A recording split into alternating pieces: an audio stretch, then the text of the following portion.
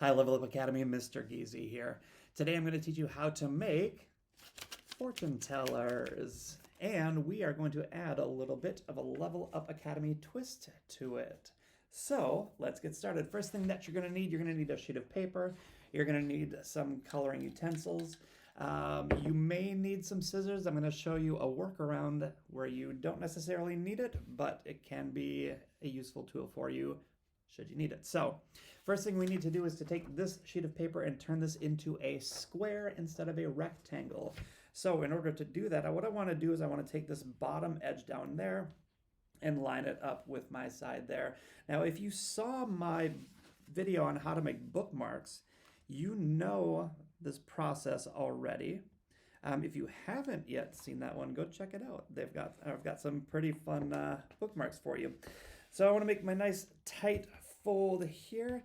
I'm going to tell you the tighter the folds that you make, the better your end product is going to be. So take your time, make sure that your folds are tight and neat, and let's keep going. So right now you'll notice that I have a little flap down here that's underneath the edge of my paper, and I'm going to remove that section, which will leave me this as my square. So I'm just going to take this, I'm going to line it up with the folded paper there.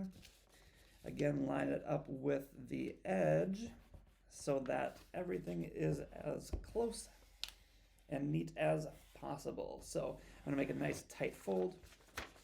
So if I show you here, I'm broken up into sections. I got my two triangles here. I've got my section down here. This bottom scrap is the part that we're going to take off to leave us with this remaining square here. So Mr. Giese's method, I'm going to take it one more time. I'm just going to make a nice tight fold. I'm going to use my thumbnail to make it nice and crisp. I'm going to flip it over and do the same thing there. And next comes the Mr. Giese part. So if you have a scissors, you are certainly welcome to cut that off. For me, cutting a long straight line is a little bit sloppy. So the method that I use is, now that I have nice tight folds across the entire length of the side here, I'm just going to take a little bit of the moisture from my tongue,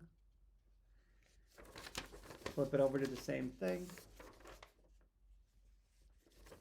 and you'll notice that now that the paper's got that little bit of a moist edge, I can just take it and it tears a nice straight strip every single time. So, and you'll see that I am left over with a perfect square.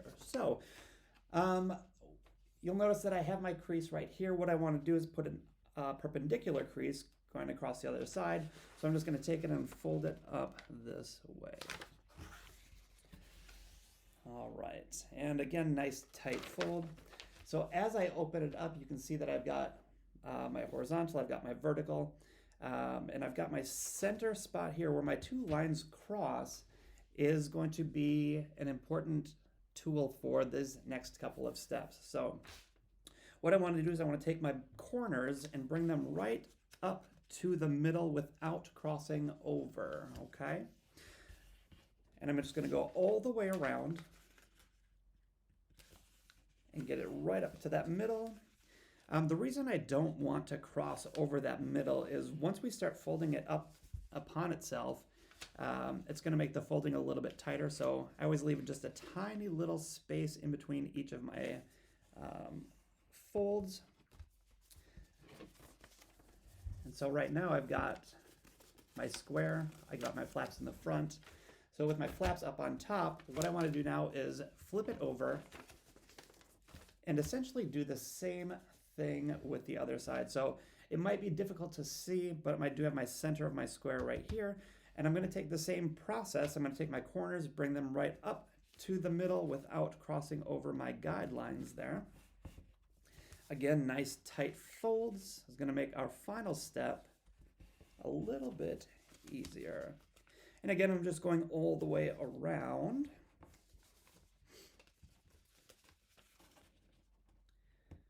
Okay. So next, Mr. Giese tip. So right now with our new folds on the top, or new flaps on the top, I'm just going to take it and fold my new littler square call it hot dog length. And again, nice tight folds, flip it around and do the same thing going the other way. It's just gonna make our final folds a little bit easier to work with. So, okay, right now, let's start here. So I've got my flaps on this side, and I've got this side with the little pockets here. So these little pockets are gonna be the outside of our fortune teller. So I've done this a lot of times, and it took me a little while to get used to this method, but essentially what I want to do is bring, here's my flap side again, I want to bring these corners in on themselves. So when I do that, I just kind of stick my finger in the pocket on the back side and bring each section out and in on itself. And now we have our fortune teller. Okay. Next steps, we need to decorate our fortune teller. So I'm just going to take some markers. I am going to quickly color these designs for you. Let's see. Here I go.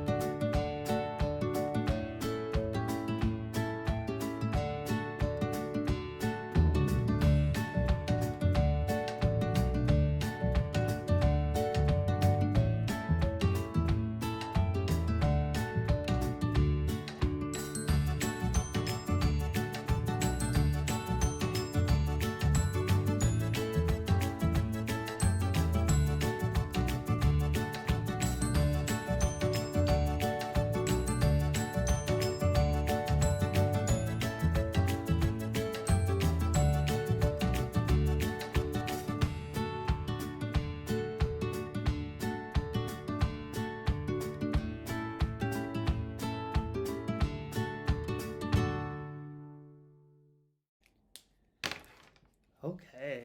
Right now, if we look at it, we've got color on the outside, but we need something on the inside. Now, normally, what we're going to do is put some numbers in there. So when I have it all laid out, opened up so my flaps are on the inside, I'm going to write my numbers on the top triangle. So I'm just going to go right in order here. I've got 1, I've got 2, 3, and 4. You can certainly pick any numbers that you want.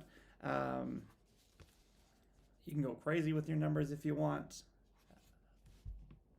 Do them in any order, any number, again, is fine for you. So I've got numbered up here. So I took the boring old way and just put numbers 1 through 8 in order in a circle. Again, put any numbers you want in any order that you want. Again, there are no wrong answers. So when we look at it, you'll see that we have different numbers on the inside.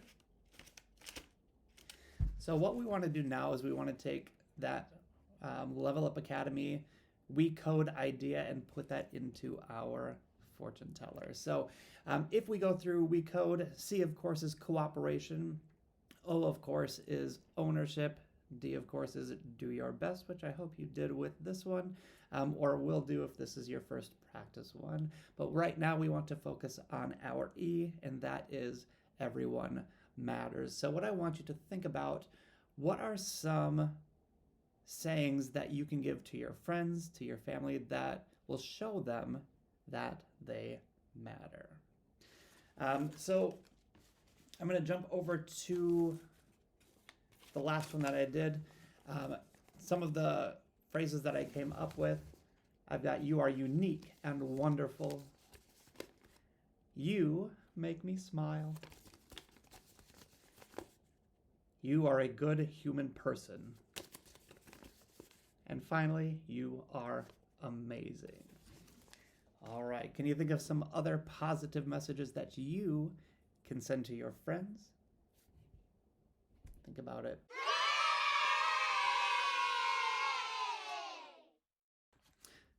Now that our fortune tellers are made, let's do a practice round together. So the very first job we need to do is to pick a color. Looking at those choices, I'm going to start with the color green. So whichever color the other person chooses, we're going to spell out that color. So I chose green, so let's go G-R-E-E-N.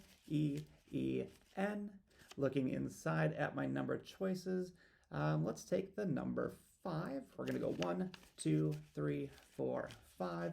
Again, looking at my number choices, let's do 7. 1, 2, 3, 4, 5, 6, 7. And this is the final choice. Looking in there, I'm going to take number 6. So I find the 6, I open up the flap for 6, and it says, "You are a good human person." What a very important thing to be. All right, you guys, I hope you enjoyed watching this video. I hope you're able to make lots of these. And just a fun little side note, so this little scrap of paper that we had left over from our full sheet, if you want, you can use that same method if you turn these into little squares as well. You can get 1, 2, 3 little squares, and you can make tinier fortune tellers. And if you are super ambitious, once you do your 1, 2, 3 squares there, you still have a tiny little strip there. And I can't even get my fingers in these hardly, but you can make the tiniest, the tiniest little fortune tellers. So, all right, you guys, I hope you enjoyed watching this tutorial. I hope you are able to spread some Level Up Academy cheer to your friends, to your family. Make it a great rest of your day. See you later.